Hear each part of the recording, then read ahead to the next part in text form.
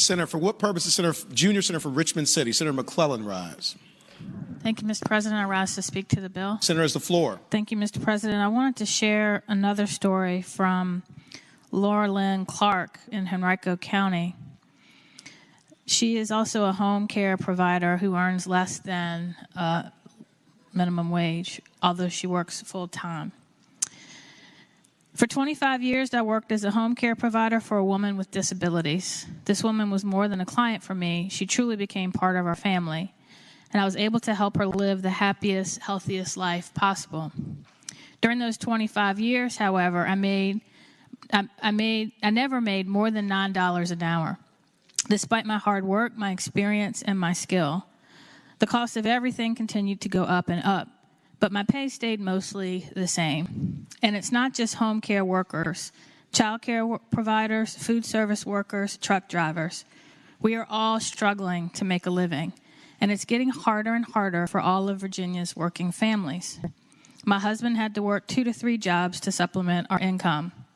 When my client passed away, I was heartbroken, and I was broke. After 25 years as a home care provider, I had no savings. Every dollar I earned was stretched to barely cover rent, bills, and food. I don't know what to do. I don't know that I can ever retire. It may be too late for me, but it's not too late for others. Mr. President, a few years ago, I took the minimum wage or the living wage challenge. In this challenge, you try to live a week on what it would take, what you would bring in if you made $7.25 per hour.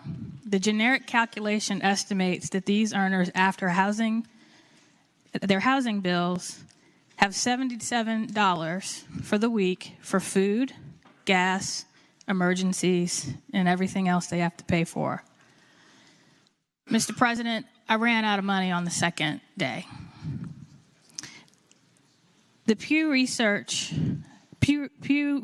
indicated that in 2013, the real purchasing power of $7.25 was about where it was in the early 1980s and below its peak in the 1960s. But the price of everything else has gone up quite a bit.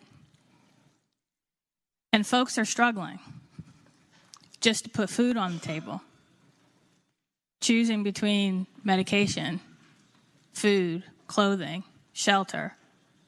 Even though they work every day, some doing very difficult work caring for our loved ones who cannot take care of themselves. It's time we look out for them. There were amendments that would have made this bill a little bit easier for some on the other side of the aisle, but they weren't accepted. But $7.25 an hour is just not a living wage. It's time we increase it. It's time we do it now. And that's why I ask you to support the bill. Thank you, Mr. President.